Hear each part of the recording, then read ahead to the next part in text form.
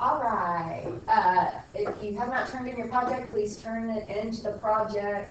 Please turn your project into the tray right now, and go ahead and get started on your warm-up. I'll give you about 3 to 4 minutes, and if you could just pause the video, and then we'll go over the answer. Melissa is saving $25 that she earned for washing her mom's car. She earns $10 every week for doing chores, which she also saves. Which function can be used to find T, the amount of money Melissa will have saved at the end of N weeks of doing chores?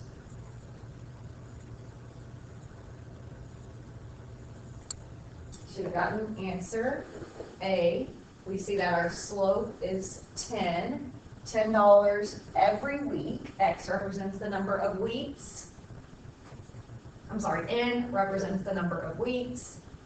And our y-intercept is that Melissa is saving $25 that she earned for washing her mom's car. That's what she started out with. That is her y-intercept. All right, let's get started on our notes for today. We're going to talk about direct variation. Direct variation is another way of describing a relationship between x and y that is proportional.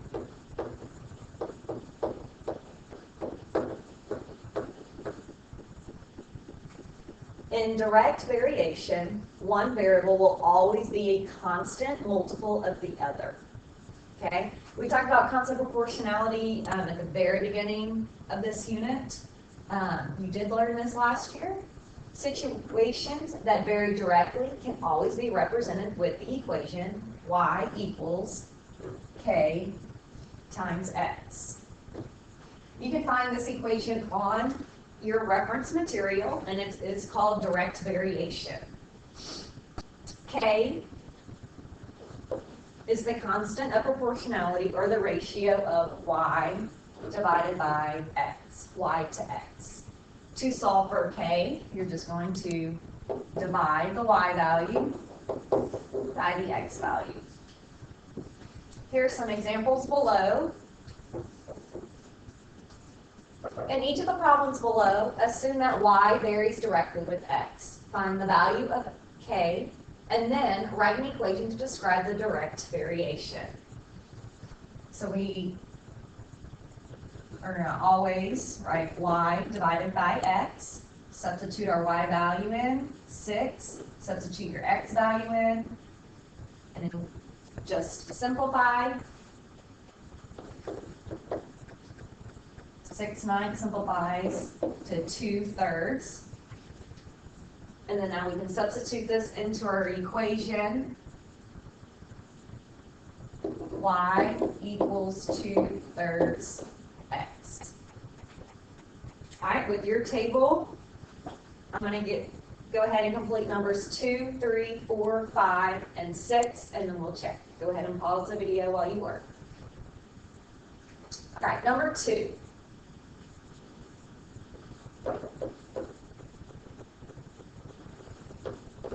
$15 simplifies to 7.5, and a decimal's fine. We can substitute that into our equation.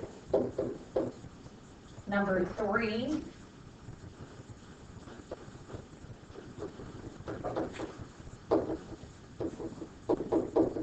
Is y equals -6 times x. If you have a question at any point, please just pause the video. Number 4.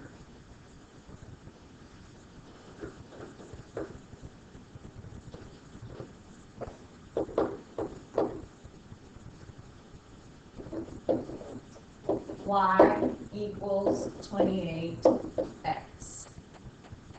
Number 5.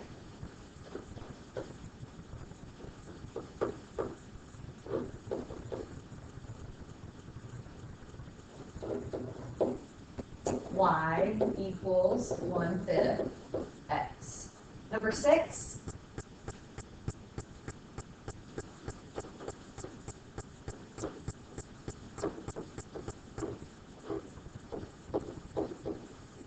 That's how you would put it into your calculator. You do get 36. Y equals 36 times x. Okay, I want you to notice, what do you notice about each of these equations? Okay? Isn't that very similar, right, to slope? And you are never adding or subtracting anything. So on a graph, I bet you have an idea of where it goes through. There is no y-intercept. So it goes through the origin. All right, turn to the next page into your notes, and we're going to write a direct variation from a table.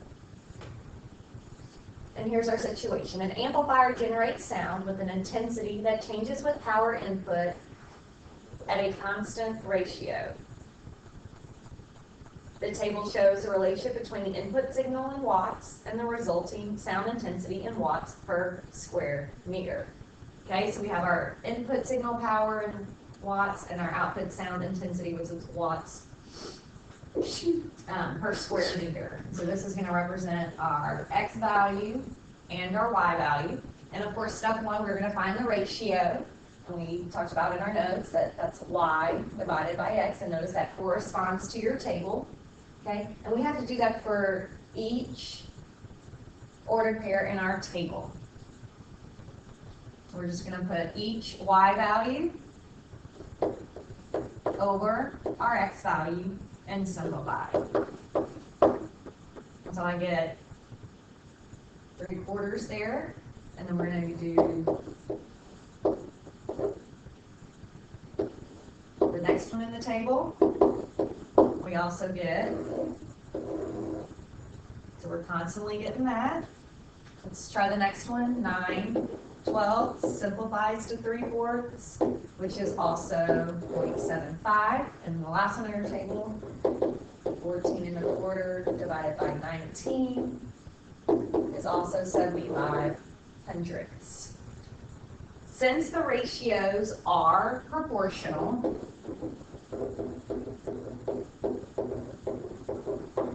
the data set shows direct variation.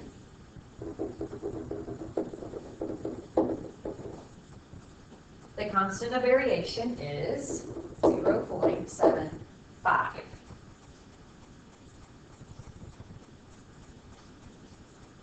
Now we're going to go ahead and write the equation. Let x, and that was our input signal power. Y is our output sound intensity. We got that K was 0.75, and to write the equation, we're just going to substitute K into our equation, and we should get Y equals 0.75 X. All right, with your table, I want you to try these two tables, find the direct variation. I want you to write the equation that matches the table. Go ahead and pause the video, and then press play when you're ready to check. All right, you are to tell whether the table is a direct variation or not. If so, write a direct variation equation to match the table. Okay, and so to determine that, we're always going to take our y value divided by our x for each one in the table. So we're going to take 3/15 is 1/5, so we want to see 1/5 for each one. And then the next one is 1/5. We have 5/25, which simplifies to 1/5. And the last one is 10/50, which does simplify to 1/50. This does show a direct variation, so we can write our equation as y equals, we're going to substitute k in for 1/5 times x. Let's look at the next table. Our y value is -8 divided by -2 is 4. 16 divided by 4 is 4. Okay, Okay, this is the exception when x equals 0. We're not going to divide. So we're going to move on to our next one. 32 divided by -8. That gives us -4. That is not constant.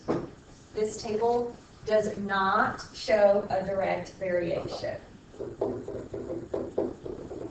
Not a direct variation. This is not a proportional relationship as well.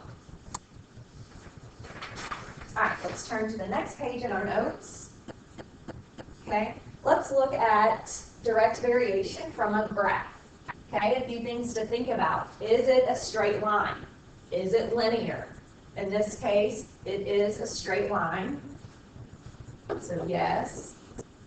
Does it pass through the origin?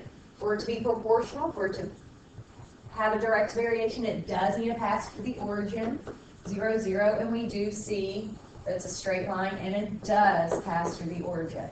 So far, so good. If yes to both of these, then you can find K, the constant proportionality for the graph, and plug it into the equation. So how can we determine that? Okay, we can just choose one point from the graph and do y divided by x. And so we chose point 2, 15. And so our y value over our x value. And that gives us k equals 7.5. So to write the equation, it would be y equals 7.5 times x. Oh, we can write it right here. There we go. If we choose another point, it will also give us 7.5. So because we got yes that it's a straight line and it goes through the origin, we know it's going to have a direct variation, so we can go ahead and just choose one point. All right, so let's put all of this together. So you're given a situation, a table, a graph, and you are to write the equation. And with your table, I want you to go ahead and complete this. When you're done, we will check it, so go ahead and pause the video and then press play to check. All right, let's see how you did. Let's go ahead and check your answers. We have Rachel's parents live in Springfield, which is approximately 780 miles from Rachel's home. If Rachel averages 60 miles per hour driving, how long will it take her to get from her home to her parents' home? Okay, and so to fill in the table at 1 hour, okay, and that gives it to us right here, 60 miles per hour, right? And then you can go ahead and fill in the table, and the process you probably put into your calculator. And then this arrow just represents that her parents live 780 miles. And it says how long will it take her. So we know that it will take her 13 hours. We can go ahead and represent that in a graph. We took our points from the table and put it in the graph. Notice that we have a straight line, it's linear, and it also goes through the origin right here, okay? So this does show a direct variation. And we have our equation, y equals 60 times x. So Rachel travels 780 miles in 13 hours.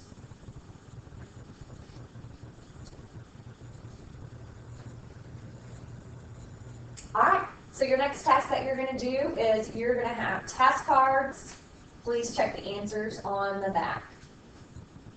And you do have a worksheet, and do not forget to pick up your review. It is due next Tuesday. I will see y'all on Monday. Have a wonderful weekend.